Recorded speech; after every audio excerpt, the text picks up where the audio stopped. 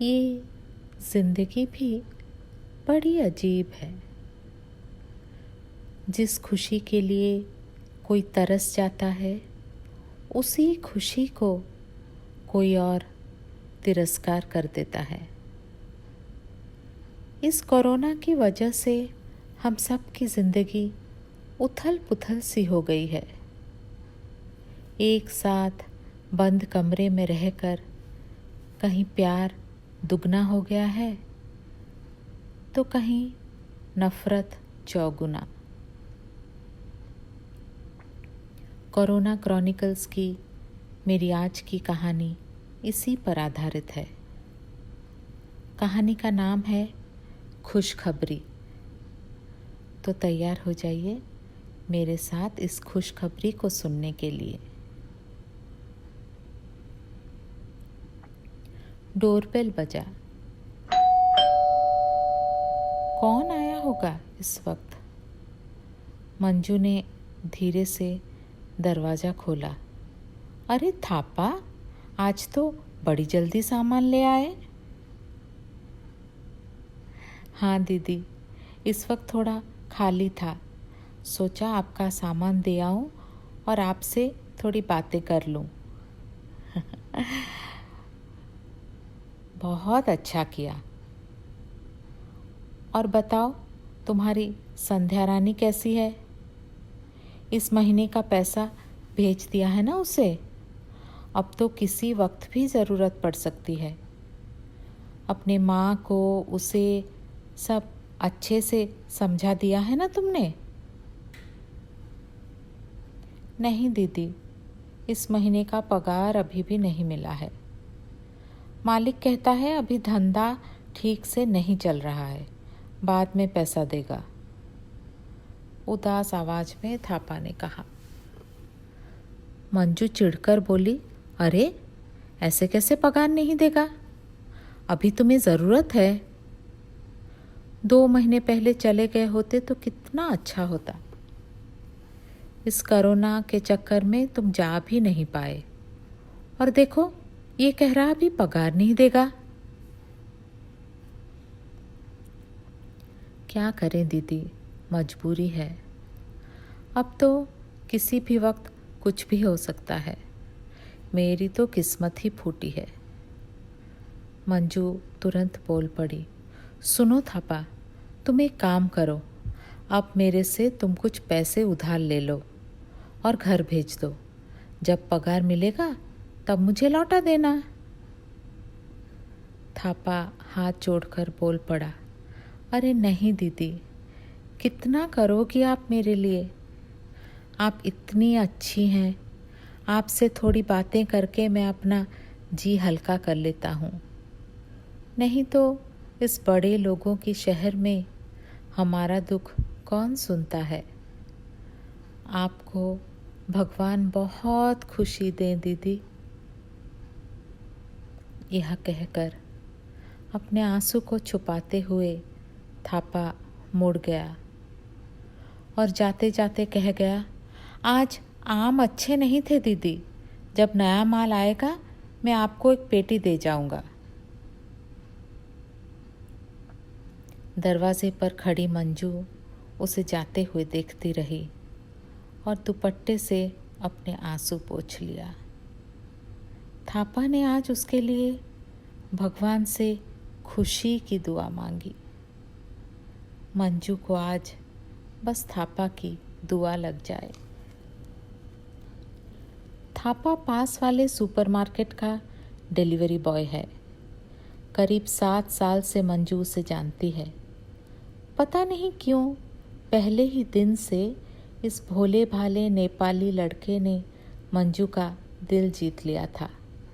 थापा भी उसे बड़ी बहन मानता है और हर समस्या में उसकी सलाह लेता है। यहाँ तक कि उसके रिश्ते के लिए आए फोटोज में से उसने मंजू दीदी को चुनने का हक दिया। मंजू ने ही संध्या रानी को पसंद किया था। और पिछले साल जब थापा शादी करके लौटा, अपनी मंजू दीदी के लिए मिठाई और साड़ी लेकर आया था। मंजू उसे लेते हुए फूट फूट कर रो पड़ी थी। उसके अपने छोटे भाई की शादी में घर वालों ने मंजू को नहीं बुलाया था, क्योंकि उसने परिवार के खिलाफ जाकर शादी जो की थी। कितने अजीब होते हैं ना कुछ रिश्ते। इनका कोई नाम तो नहीं होता, पर ये खून के रिश्ते से भी ज़्यादा प्यारे होते हैं। 2 दिन बाद रात को फिर डोरबेल बजा। मंजू ने दुपट्टा से अपना चेहरा छुपाते हुए दरवाज़ा खोला। थापा ने थैली थमाते हुए कहा, भैया ने सोडा और बर्फ़ मंगाया है, बोला है पैसा खाते में चढ़ा देने के लिए। मंजू को देखकर थापा को अजीब सा लगा। वो अपने आप को रोक नहीं पाया और पूछ पड़ा, क्या बात है दीदी, सब ठीक तो है ना? तबीयत ठीक नहीं है क्या? हाँ, सब ठीक है, अब तुम जाओ। ये कहते हुए मंजू ने उसके मुंह पर दरवाज़ा बंद कर दिया। थापा कुछ देर वहीं खड़ा रहा। दिमाग उसका सुन्न था। 1 हफ्ते तक थापा बहुत बेचैन रहा। अपने आप को बहुत समझाता रहा, पर उसको एक अनजान सा डर लगा रहता था। पता नहीं मंजू दीदी परेशानी में तो नहीं है। लगभग 15 दिन के बाद थापा अपने आप को रोक नहीं पाया। अल्फोंसो आम की एक पेटी उठाकर जा पहुंचा अपने मंजू दीदी के दरवाजे पर।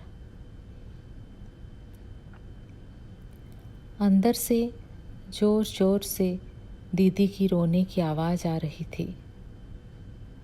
थापा के पैरों तले से मानो जमीन खिसक गई।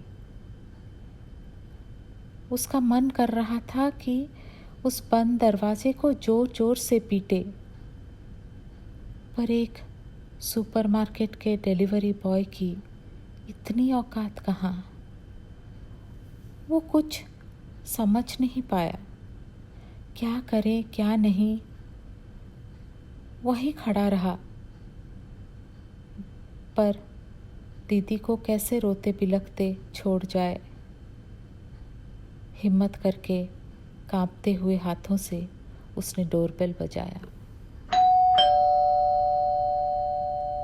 कुछ देर बाद दरवाज़ा खुला और नशे में धुत मंजू के पति ने पूछा, क्या है?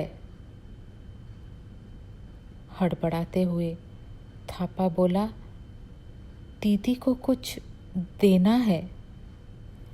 अबे क्या देना है? खुशखबरी। हिचकिचाते हुए दबी हुई आवाज़ में थापा बोला, जी हाँ, खुशखबरी देनी है। मेरे घर लक्ष्मी आई है। मैं दीदी के लिए आम लाया हूँ। व्हाट? ब्लडी नॉनसेंस, मर गई तुम्हारी दीदी।